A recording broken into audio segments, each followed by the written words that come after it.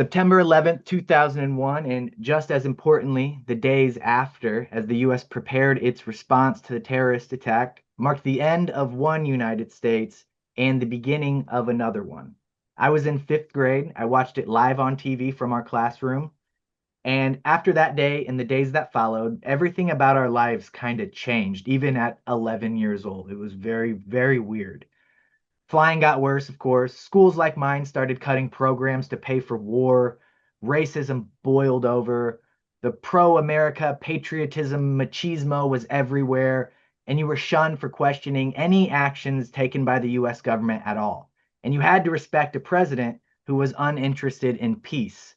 Google what happened to the Dixie Chicks for not showing him the utmost respect. Tonight, we will hear three perspectives on how the world changed after September 11th, 2001. Norman Solomon will discuss how militarism changed. After that, we'll hear from CIA Iran Task Force agent Jeffrey Sterling on how national security, spying, and surveillance changed after 9/11.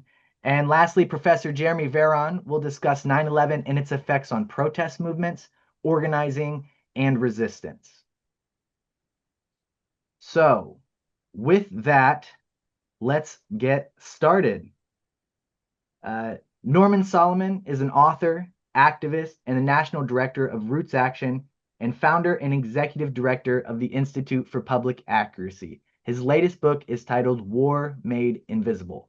He's going to be speaking to us about how 9/11 changed the state of militarism and war in the US and abroad. Go ahead and take it away, Norman.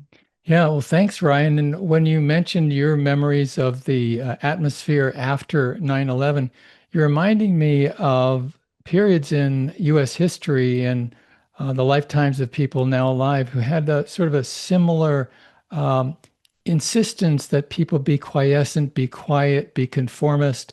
If you don't have an opinion that is consistent with the dominant media and political view, then just keep your mouth shut.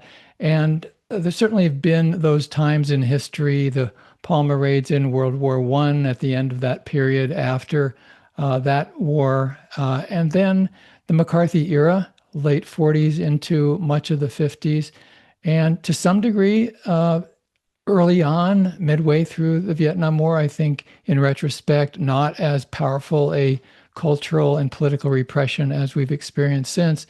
And then after 9/11, it's sometimes difficult to recall whether we were there or not at the time and watching the news and paying attention, that there was a lot of fear, a lot of suppression. And the amount of propaganda messaging was so severe that when Gallup did a poll in October of 2001 about whether Americans supported the US attack that had just begun, whether they were in favor of the US attacking Afghanistan, 90% said yes, 5% said no, and 5% weren't sure. Those are like, Soviet Union type of majorities. And so that is I think, a measure of just how powerful that was. And as you alluded to, the ethnocentric racism, xenophobia, anybody who wasn't a white American was particularly vulnerable if they looked like they were from Asia or Africa or anywhere, but particularly if they seemed to be Muslim. So that kind of bigotry just reared its head. And we're now living in a different, I think, permutation of that kind of suppression. When we see what has happened to the protests on campus, which after all were huge, a year and a half ago, and the encampments. And if it was not for the repression, the cooperation between the federal government, many state governments, the trustees and presidents of universities, that whole atmosphere of suppression, this time using the excuse of supposed anti-Semitism, if not for that repression, we would have had campuses also exploding in protest last fall, last winter, this spring, and coming up now into the fall of 2025. And I think about the hours after the October 7th attacks in Israel by Hamas and allies. And of course, we abhor that. It was horrible. what was done to mostly civilians in Israel. And right after that, the U.S. Hosted an atmosphere. The U.S. government immediately stoked up an atmosphere that said this required some fierce military response. And I think about the Israeli ambassador to the United Nations and the Israeli ambassador to the United States, both within hours of each other on that Sunday, went on TV and said almost in identical language, "This is our 9/11." And at one level, oh, well, yeah, this horrible thing has happened to people in your country. It's a terrorist attack. And so at that level, it made sense and might even seem like, oh, well, nothing to be concerned about here. At another level, it was immediately a huge warning signal because it said that all the constraints that had existed on military aggression, on attacking civilians, those constraints would be gone. And that the excuse was in hand and the excuse would never go away. And in fact, 9/11 is still sort of a implicit rationale for U.S. military actions. In September of 2021, when Joe Biden spoke to the General Assembly of the United Nations, he said, for the first time in 20 years, the United States is not at war. And that sounded really great, except it was a complete lie. The Cost of War Project at Brown University had documented just that same month, just weeks before Biden's speech, that the U.S. was involved in some kind of military activities in 80 different countries. In fact, the U.S. had been involved, as Nick Turse and others have documented, in training almost every military in every country in Africa, for instance, in Asia, in the Philippines, and elsewhere. So under the brand of war on terror, the United States had still been continuing and is continuing often very subterranean activities, squads that attack without any sort of publicity whatsoever, special operations units. These things are going on under the budgetary rationale that we're, quote unquote, fighting terrorism. And so when you look at the tacit agreement, as well as the very open armings between the United States and Israel, you see that the continuity and the ripple effects have been enormous. There is a sort of a messaging sometimes, especially from some conspiracy theorists who, made up or grasped some inside job narratives that the U.S. became militaristic after September 11, 2001, which is preposterous. If you look at the history of, from the Korean War, the Vietnam War, there was a sort of a hiatus because of political pressure and what was bemoaned as the Vietnam syndrome. But then it got picked up in the 80s, sort of, first start a morsel, then get a bigger meal. Then the voracious militarism just kept going after larger and larger countries. So the island of Grenada, 1983, Panama, 1989, on the pretext of fighting drugs. Does that sound familiar? In recent days, bombing a boat. And then, of course, the Gulf War in 1991 with phony claims that Iraq was planning to attack Saudi Arabia. Then the last figure I saw, up until the year 2020, the U.S. had bombed Iraq for about 25 out of the previous 30 years. And in fact, in the last couple of years, has, against the will of the Iraqi government, bombed Iraq just because, hey, yes, we withdrew from Iraq, but we have the right and the prerogative to do that. The U.S. and or Israel have attacked 5 different countries in the Middle East in the last few years. And a lot of it is fulfilling the pledge, the promise that Biden made at the UN, and then later trying to reassure Americans who were maybe concerned, some of them, certainly the punditocracy was concerned that, hey, U.S. military might was stepping back after the withdrawal from Afghanistan. And so Biden said, not to worry. We've left Afghanistan, but we will maintain what he called over the horizon capabilities, which is really a way of saying we will bomb people from high in the air. We don't have to see them. We can just use our high technology, which is the best and highest in the planet. And since we aim to do good, our technologies are good. One of the striking things is just how bipartisan this has been.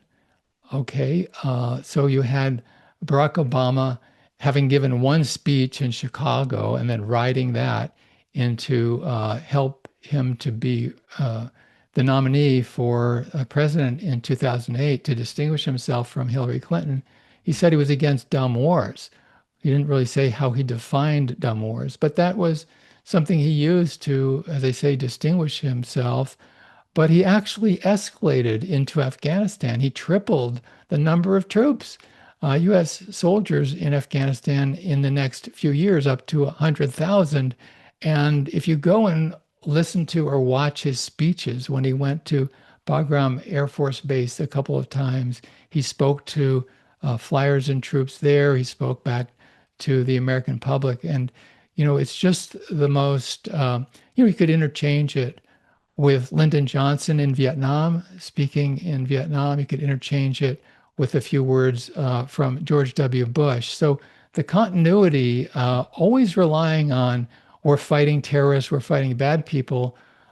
The response from 9/11 has been really a gift that keeps on giving to the U.S. military-industrial complex, the profit-taking, the selling of weapons, the quest for geopolitical dominance in various regions, access to raw materials, installing or pressuring governments to give favorable trade relations with the United States, all in all of it. So the militarism of the United States has certainly taken full advantage of 9/11 and the aftermath.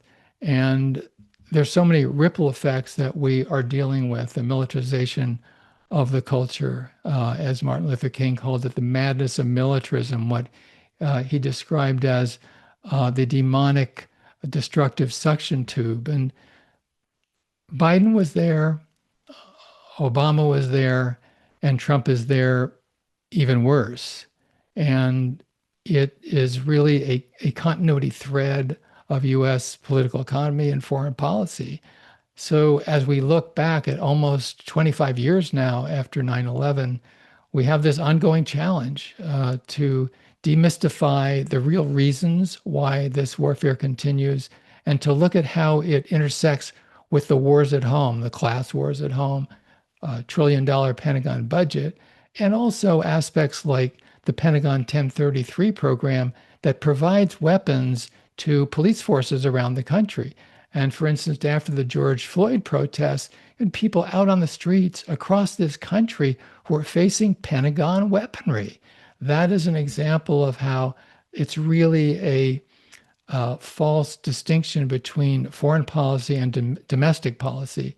And I think that's relevant now because anybody who looks at, with any rationality whatsoever, at the Democratic and Republican parties can see that there are huge differences between those two parties in terms of domestic policies. It's not to praise or laud what the Democrats have been doing or have done, especially in economic realms, but just to say there are in so many realms huge distinctions. But when you go past, as the saying goes, the water's edge, except for climate issues and so forth, it's really difficult to find major differences between the two parties. That was true before 9/11. I think it's probably arguably more true now than it was 20, 30 years ago. So here we are, and we have a lot of organizing to do. I agree. Thank you so much, Norman. I have lots of questions written down. I'll see how many I can get to in the next couple minutes.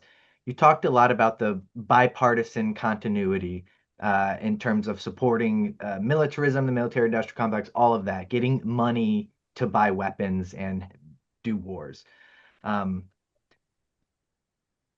the military budget, so it goes up every year. Did 9/11 change the rate at which it went up?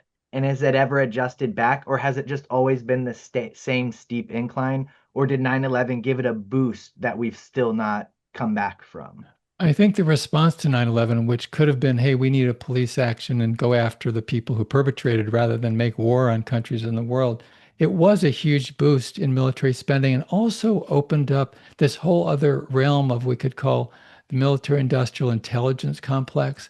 And so in a matter of months, the strip along Baltimore Washington Parkway from BWA Airport and in Northern Virginia, I mean, there are all these ripoff artists who were seeing the money to be made. A lot of it was like revolving doors from people at the CIA and the NSA and elsewhere in and out of these huge corporations, and they were just making huge profits. And so this was just like, hey, this is a giveaway. This is like a huge multi-billion-dollar project. I can remember back after the fall of the Berlin Wall and the Soviet Union, there was a lot of talk briefly about a peace dividend, which we never really got. I mean, there was some drop off for some years, but it's been, on the graph continually escalating. And even though there's always some tensions going on, for instance, Bill Clinton as president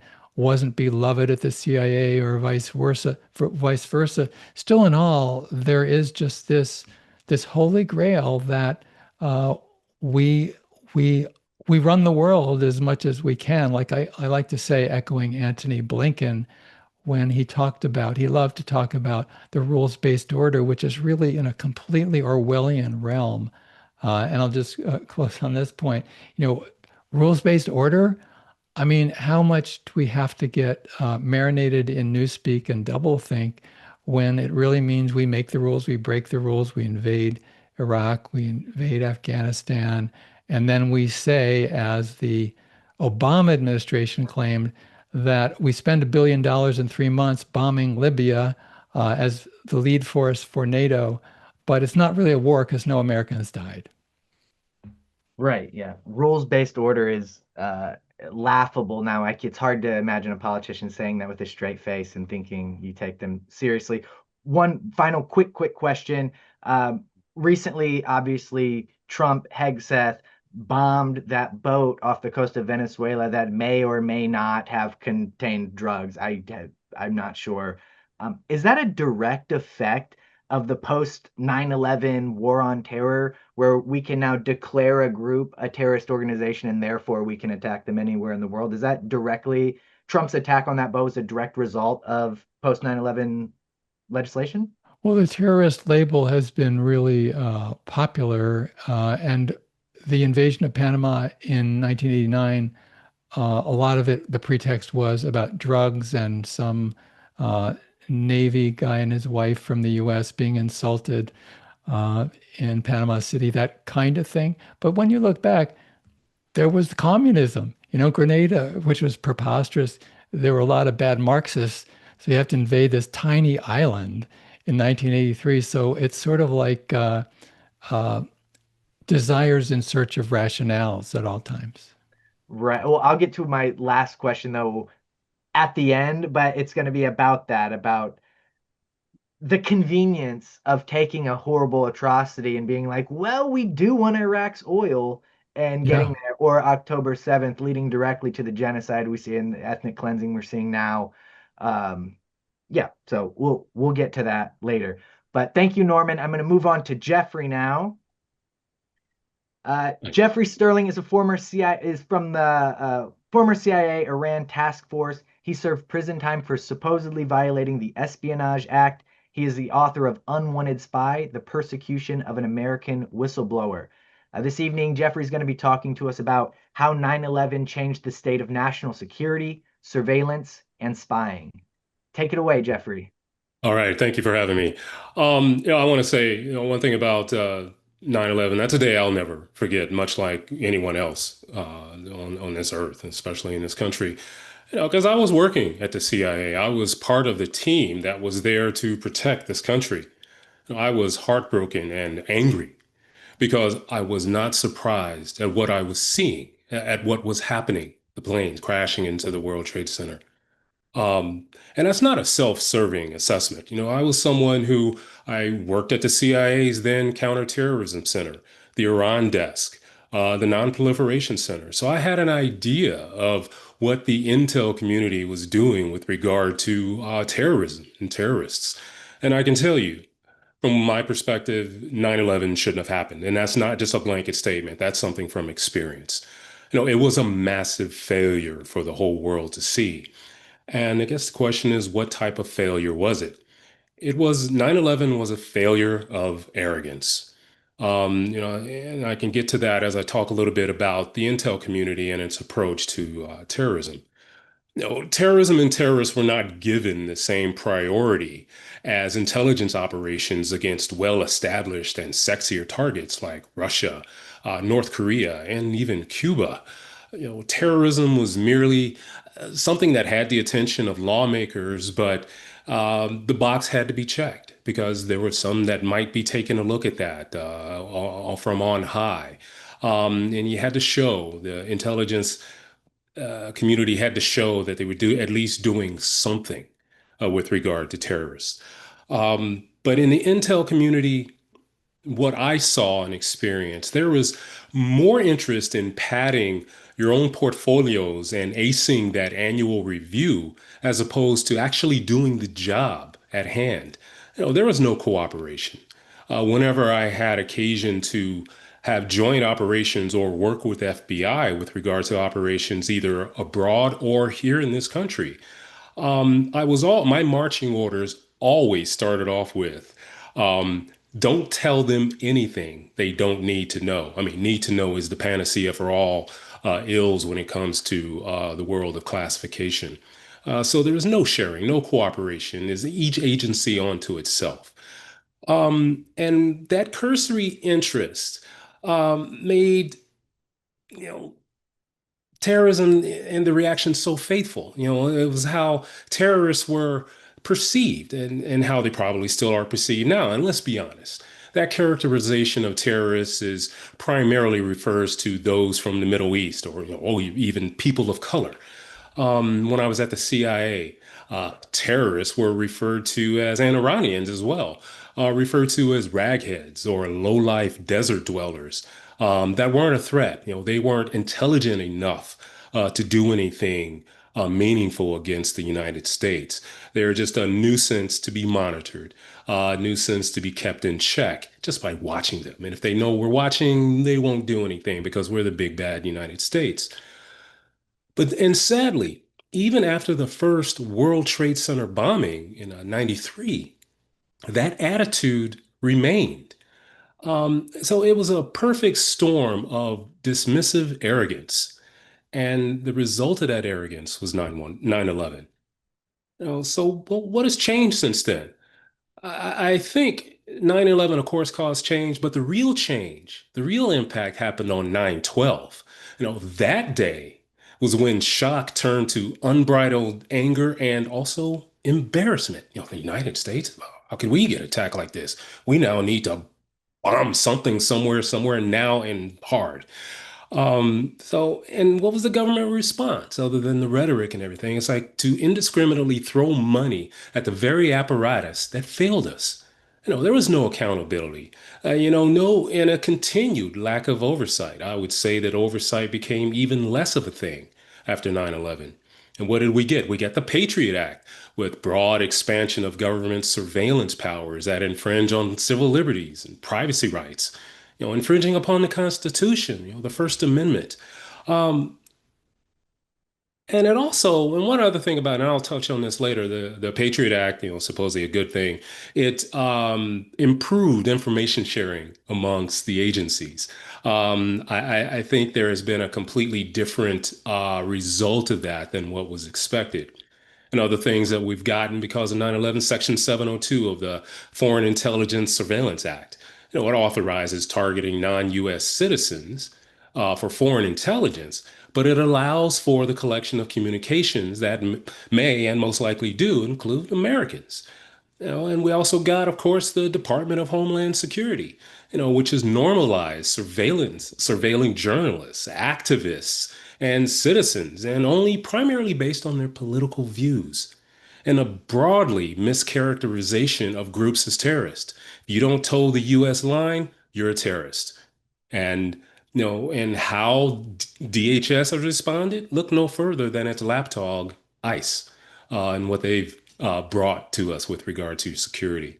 But primarily, 9/11 has really become a slogan and a rallying cry for a supercharged, fever-pitched drive for national security by the intelligence community. This newfound urgency characterized by a widened, overreaching net and arguably a complete disregard to the laws and people it was all designed to protect. That urgency meant those agencies within the intel community, CIA, FBI, NSA, and a whole myriad other agencies, they needed now to show that they were actually doing something. And unfortunately, a lot of showing, I'm from Missouri, the show me state. So unfortunately, that viewpoint is we'll show them because we'll bomb them. That'll show them that we're serious.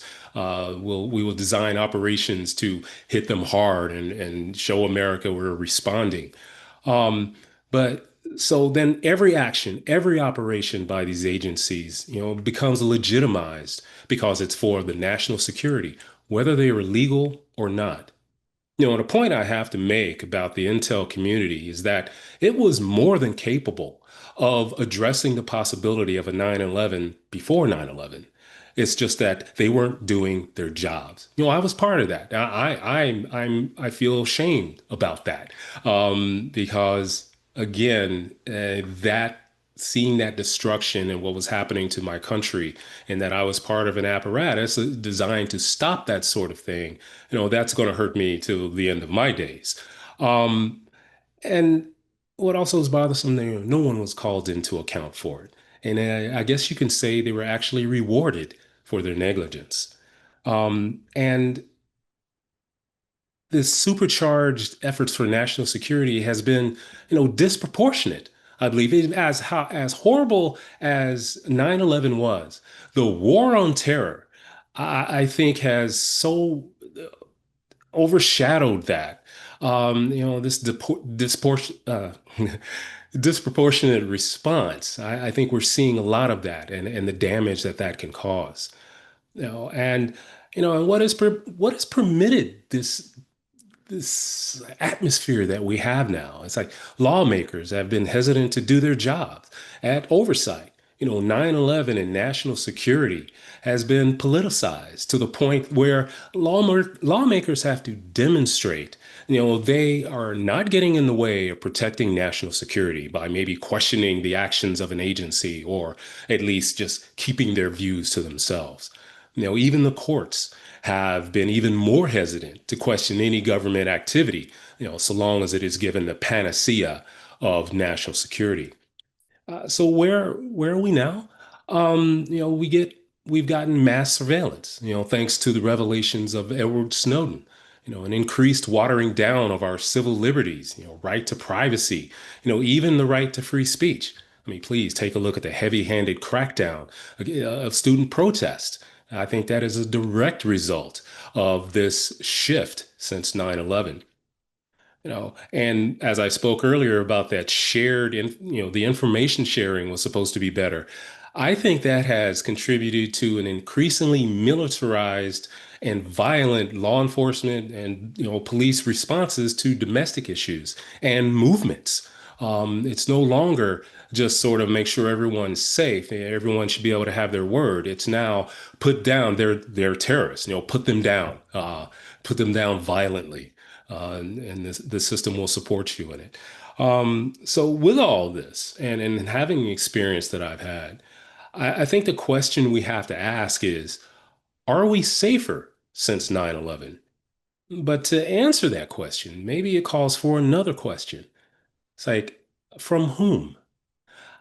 You know, I can definitely say that it's hard to say, will another 9/11 happen? It's hard to say whether that's going to occur or not. But I can definitely say that I feel less with my own government and the unfettered law enforcement and intelligence agencies than I do from any other terrorist action that could possibly happen in this country. So I think those are the important questions that we all need to ask. Thank you so much, Jeffrey. Excellent talk. I have way too many questions written down, so I'll get to a couple of them. We're running a couple minutes behind, Mhm. but we'll have lots more at the end. Um, Section 702 you mentioned. Yeah, And so this is what CIA or NSA intelligence uses to spy on non-Americans in different countries, but through that they can collect American communications. Is absolutely. is this a tool that's used to work around the rules and the laws to spy on Americans specifically? Or is it just, oh, it just so happens that that happens when we do this? I think it just so happens. They don't really have to explain themselves because there is no oversight. No one is going to question what they're doing. What they're counting on is that there won't be any more Edward Snowdens to reveal this information. Um, those laws, I mean, they always have to be reauthorized. And of course, what better way to have yourself a lawmaker branded as anti-American, other than speaking out against any measures for national security? Right. Um, do you think the failure, you talked about the failures and the arrogance in the intelligence agencies.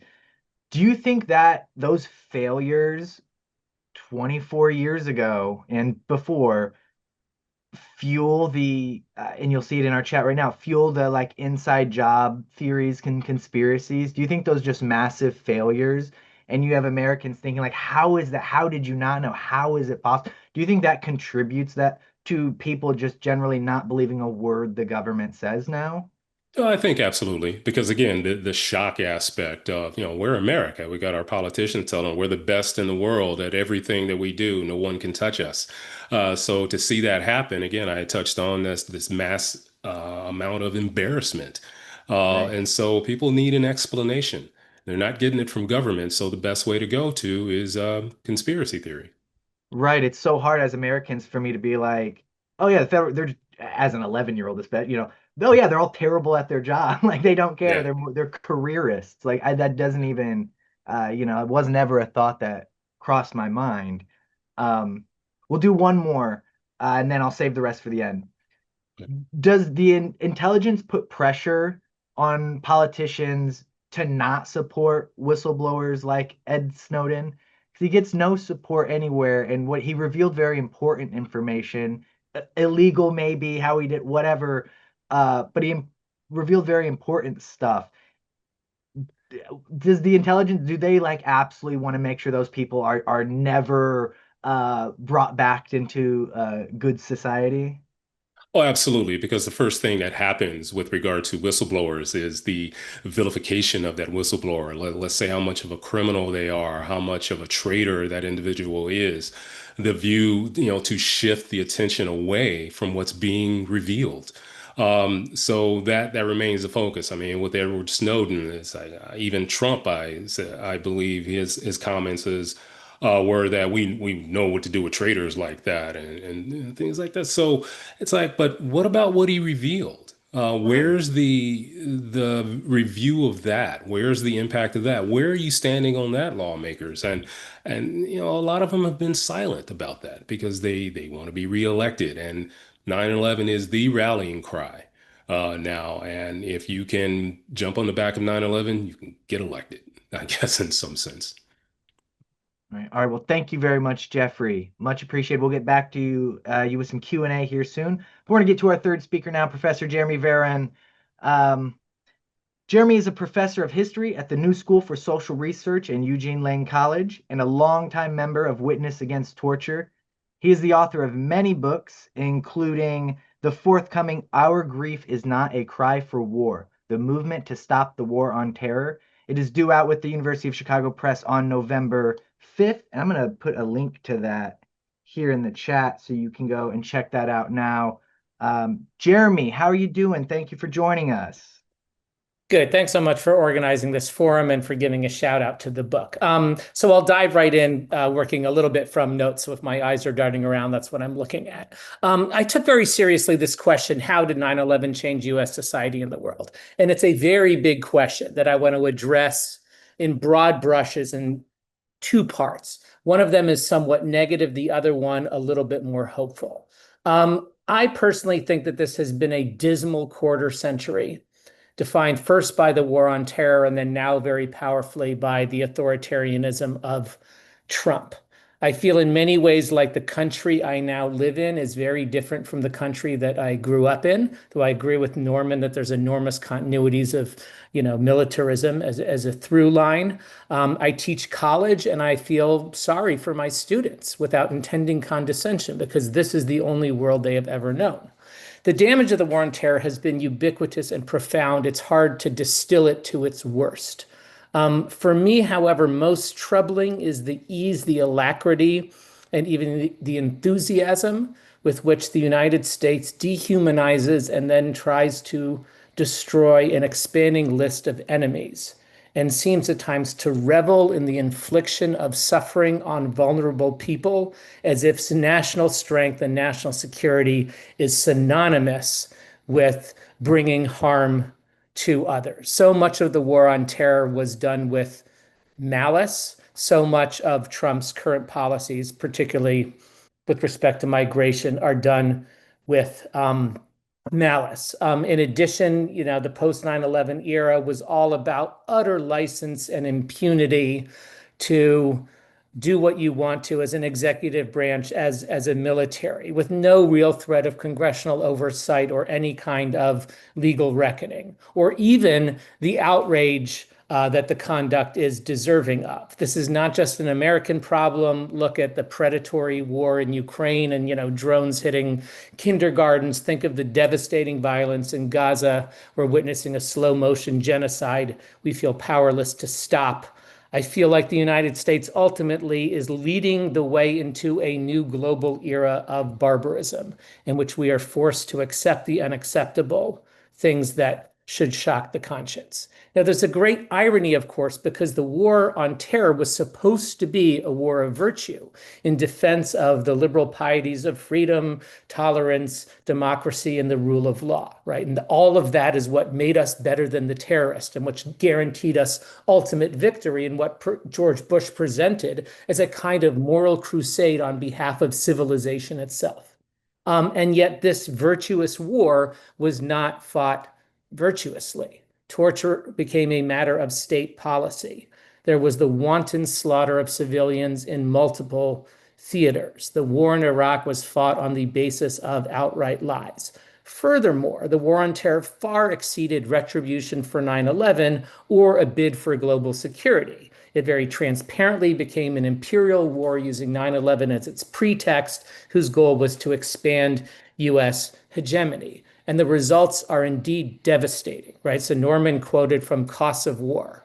And then this research outfit has determined that there are around 980,000 direct deaths as a consequence of U.S. war making after 9/11. Indirect deaths due to collapsed infrastructure weakened healthcare systems, close to 4 million. Up to 40 million people have been displaced. Like, that's World War II level numbers.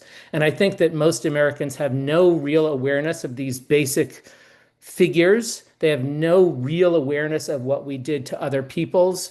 9/11 is the day to mourn the victims. And I'm a New Yorker, and of course that's appropriate. But a Muslim American friend of mine, Maha Halal, just wrote a piece saying, okay, which victims? And the 3,000 9/11 dead, that's a tragedy, but there's millions of other people whose lives were damaged or cut short as well. And do we have space in our hearts for them as well? So how did we come to this?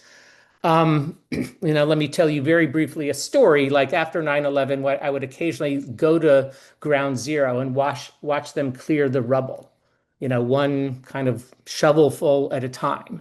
And then apparently when they found a certain amount of remains, it would trigger a kind of memorial, in this pit of death.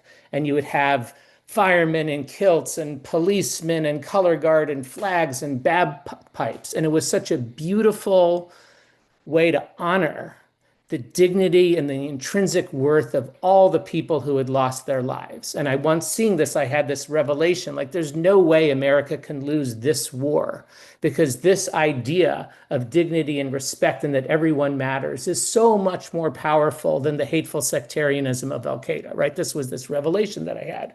What I didn't realize at the time is how profoundly the war on terror was infected by a double standard and us versus them mentality. Human rights, dignity, safety for me, but not for thee, right? So us was worthy of all of the good stuff, and them, they were branded an existential enemy. So in word and deed, the United States went after brown-skinned Muslim, Arab, South Asian peoples and whole nations described implausibly as existential threats. In the case of torture, especially, the notion is that these monsters, the worst of the worst, even though many were innocent, are not in the first instance worthy of basic human rights. So we could violate nilly-willy 70 years of international human rights laws because we were dealing with a subhuman perpetrator.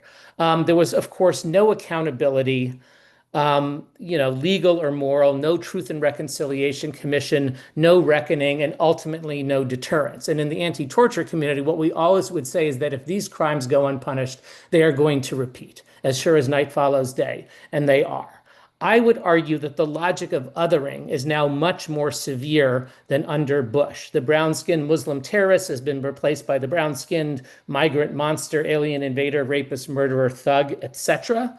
Under Bush, at least the premise was defending liberty as the essence of America. And you could always say your actions are, in contradiction to your stated goal.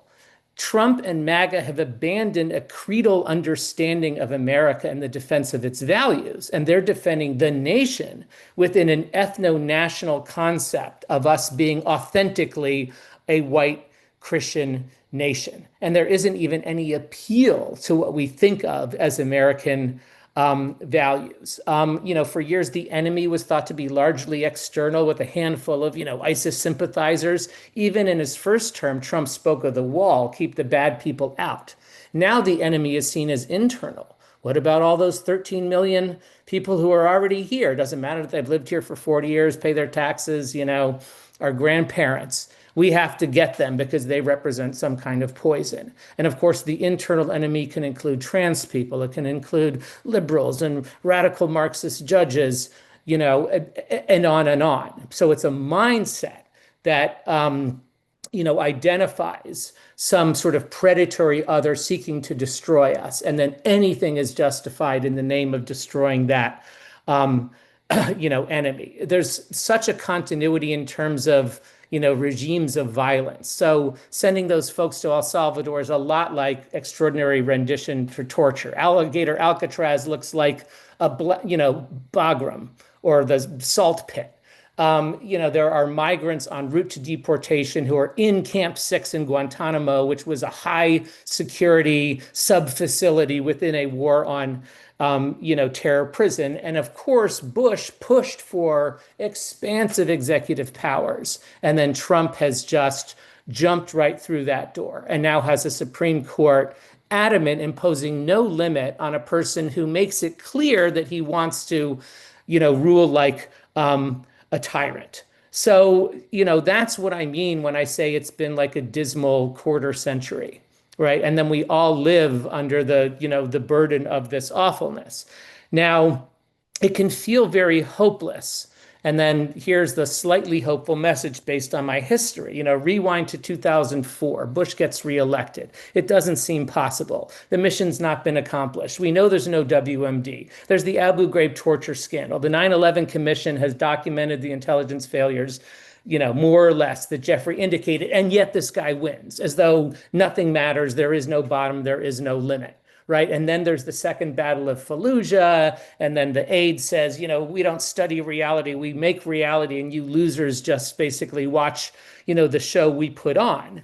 And it was a very tough time for opponents of Bush and opponents of the war. And then, fast forward, by the summer of 2005, a majority of Americans say that the war on Iraq was a mistake, and those numbers never reverse. Cindy Sheehan makes her noble stand at Camp Casey. In 2006, the Democrats clean up in the midterms, running on an anti-war platform.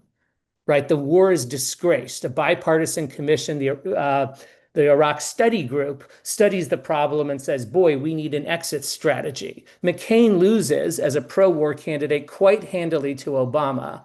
Bush negotiates the terms initially of the U.S. withdrawal that Obama then executes. And then there's drone warfare, there's continued spying, there's the whole ISIS thing, not to say that sort of everything became better.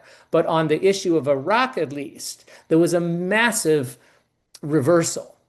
And then what inspiration can folks take from today? It would be like a long answer. And then I will highlight one deceptively simple thing, that in 2004, the anti-war movement did not give up. It didn't get resigned, didn't say, gee, maybe you're right. It didn't question its convictions. And we see a lot of that today. Like, think how right-wing the Washington Post has become, how the press corps sucks up to Trump when they used to rightly be combative. How much we accept that he stands for the rule of law when he fomented an insurrection, right? A lot of institutional America has this kind of, if you can't beat him, well, maybe you can join him and things won't be so bad attitude, and then we need to stay true to our convictions, learn from, missteps and maybe, a kind of arrogance among the progressive world that clearly has annoyed, sort of millions of Americans. There's a lot of strategic things we could do better, much like the anti-war movement, rethought what was most valuable.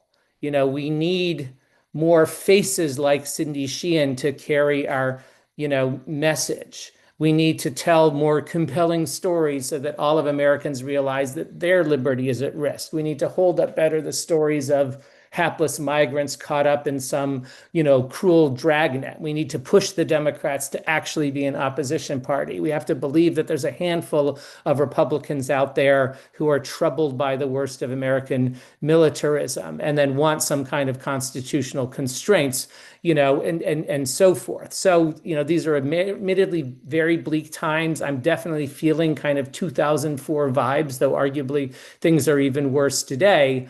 But civil society is the one thing we have some power to shape. We all have a role. A forum like this is valuable. Thank you. Thank you so much, Jeremy. Bunches of questions here, and then we'll get into our group Q&A as well. I want to start with, you mentioned early on about a U.S. goal was to increase U.S. hegemony. Did it work? Is there greater U.S. hegemony now than pre 9/11? And I guess on the other hand of that is, thinking of another country who maybe, I'm just thinking of like, did China, they didn't fight any wars in the last 25 years, and they probably have a lot more friends than they did they've grown in terms of their right. I mean, it's a totally great question, and at some level it was like a catastrophic project, right, where the United States lost power and prestige all over the world, including in the Middle East, right? So this is empire overreaching, and it kind of backfires. And then I just wrote a piece for this that went up on Counterpunch. It's easy to think of Trump as an isolationist who instinctively prefers peace over war for whatever reason, and who's hesitant about like dodgy interventions. And then what I've kind of concluded is that for Trump, a stupid war is a war that America can't easily win. And he knows if he Fs with Iran too much, there could be a world of pain. He doesn't really understand the Middle East well enough to sort of intervene it. So he goes after soft targets, vulnerable migrants, in the United States, trying to come to the United States, universities and other institutions that he can browbeat, alleged Venezuelan drug smugglers on the high seas, right? He said he changed the name to Department of War because it suggests victory. And then, my most chilling line from this essay, my wife, identified, is that for him, America itself is in a sense a soft target. And he is taking us more into war against elements of the American people itself. DC, Chicago, LA, always with nothing to see here, just crime suppression, just ICE operations, walking up to this line where it approaches suppressive force in American streets against certain classes of people and then possibly against ideological dissidents. And this is why this Charlie Kirk thing is so horrible. I mean, it's horrible as an act of murder, full stop, period, no moral justification. But it definitely provides a context and an excuse for Trump to ramp up internal oppression. And some folks in the administration have basically said it's war. And then I thought that Trump would try to bait people into overreacting. You could have Kent State, we'd have war that way. Here, some person did something very wicked, not just morally, but it only complicates an already incredibly tough climate. I agree. I don't think it was maybe Norman mentioning this stuff. 9/11 led to all these massive changes in the world, some of which were convenient for the government to go after some of their other goals. October 7th did the same thing. I think Charlie Kirk does the same thing for Trump, unfortunately, is he'll seize on political goals unrelated or slightly related. One more question for you, though, Please. Jeremy. Yeah. Go ahead if you want to comment on that. No, please. I just said ask away. Yeah. You had a great quote. I don't know if it was your quote or somebody else's. You said crimes that go unpunished go repeated or something like that. Yeah. What do you recommend that activists, that the peace movement do to make sure that there is some sort of punishment, whatever that is, for not just the post 9/11 crimes? You have George W. Bush, who doesn't show his face in public essentially anymore. But with October 7th, with all of the wars, what should activists do to make sure that they don't go unpunished so that they don't go repeated? But I mean, it's very, very tricky. And last night I heard a forum with Phyllis Bennis, who's a kind of Middle East expert, for instance, for policy studies. And, she was sort of praising the uncommitted movement, and there was the Never Biden movement. And a lot of people wanted to extract a huge price to the Democrats for backing Israel. And apparently, according to some new data, like the main reason why people voted for Biden, but not for Harris 4 years later, wasn't the economy, it was Gaza. But the question also is, how much can you reasonably punish Democrats without risking the takeover of the House? So there's a guy in the Hudson Valley like Pat Ryan, who is key to the Democrats winning back the House, but he's been pretty awful on Israel. And you need to be very delicate. Like, unless the price is real, are people going to learn? Who knows? But right now, like, the risk of, Trump being completely unimpeded institutionally for another 2 years is quite frightful. Like, I would like to believe that, you can morally shame people and at some level appeal to, conscience. But already on Gaza, there's been a huge shift where, under 30, the majority of Americans, by a large margin, broadly speaking, side with Palestine in the conflict. It's a very reductive way to thinking about that. But something has happened, and then the party better catch up with the grassroots, or it's going to continue to be in the wilderness. Thank you so much, Jeremy. We'll do a couple group questions here. We only have a couple more minutes before it's 9. We'll stick around for a little bit longer. One question from Donald Smith in the chat. He says, when I lobby my member of Congress for a lower military budget, he says, as a percentage of GDP, the U.S. military budget is close to the lowest it's been since the 50s. How should he respond to that? Norman, maybe you have a take on that? Well, one aspect, a great question. If you look at the military spending of the most spending countries in the world, the U.S. is spending as much as the next 10 countries combined, and most of them are allies. So what's the reason for this? Why, you throw that back. I mean, you whether you drive around Seattle or any other sizable city or town or elsewhere in the country's falling apart. Healthcare, education, housing, all these different categories, we're told don't have the money while it's $1 trillion budget. And why is this happening when the US is so far and away the most powerful military force on the planet? Here's another one. Obama talked about not liking dumb wars. And Norman, I think several of you mentioned this. Jeremy, I think you mentioned this too. What is a dumb war? What is a dumb war? Because I think all wars are dumb, but for the insider, the politician, someone who's politician brained, what is a dumb war? Because to me, is it a war you won't win quickly, like maybe how Trump sees it? Or is it the Obama, we're going to get rid of bayonets and replace them with drones, and now we have AI, like a smart war type, technologically superior, where we won't have human souls die that are American. We'll kill a lot of people with tech. Like, what is a dumb war? I mean, I'll take a first crack at that if that's okay.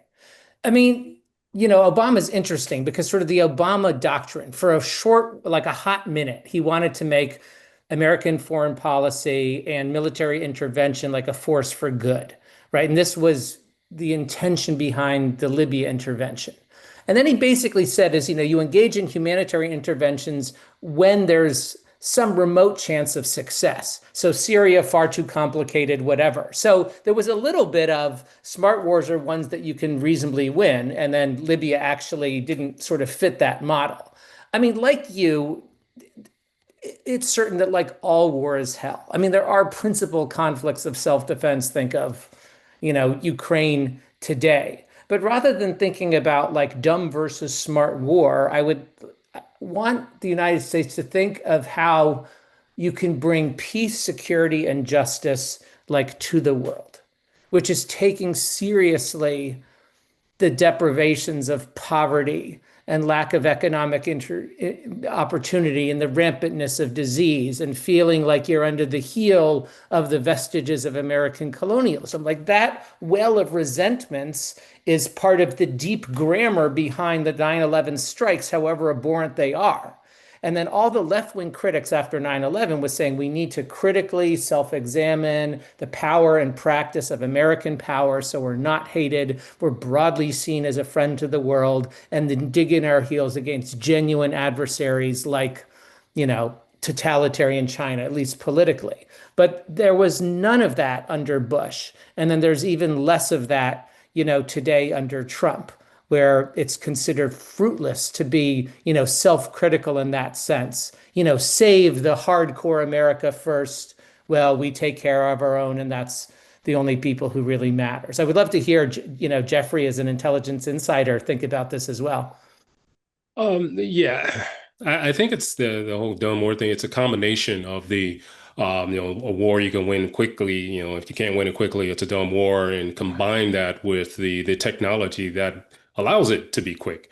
To say something's dumb, war is dumb, I think is sort of irrational anyway, because there's no such thing as a smart war. So if you're making a differentiation, then you're just looking for justification to wage war. But yeah, it's like this combination of continued insanity. It's like, well, this is good insanity, this is dumb insanity, and we don't want to do dumb insanity. So when does the insanity stop? It doesn't, I think, but it should and it can. Any thoughts on that, Norman? Oh, completely agree. Everything I was about to say, Jeffrey said. And I think part of it is, let's face it, if the Vietnam War had been over in 1965, would be hailed as a good war. How many people who say they're against dumb wars say, they were against the Panama invasion in 1989? It's just whatever you can get away with. What Wayne Morse in 1964 said, might makes right. And he went on Face the Nation and he said, it's just as wrong when we do it as when Russia did it. Well, he was like 2 out of 100 who voted against the Gulf of Tonkin resolution. He nailed it. It's a might make right attitude by any other name. And, Obama really fit into that, I think. And also, I was just going to say, for the military, there's variation. You can't generalize who's on the Joint Chiefs and everything.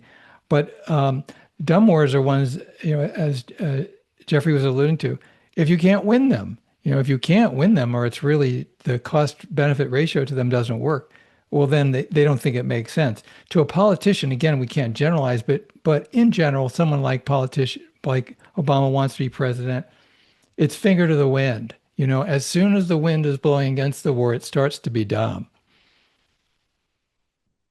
Yeah, just a matter of support you can wrangle or pretend to have through cable news.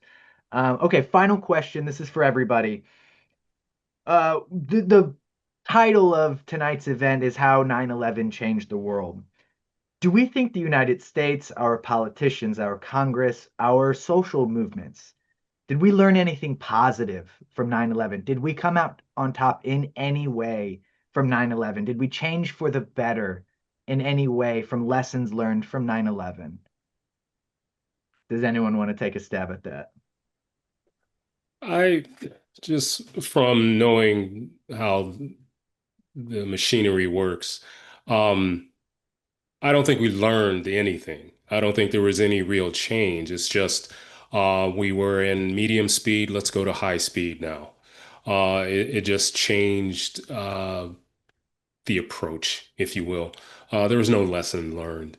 We're perpetrating and doing things as worse than has been perpetrated against us.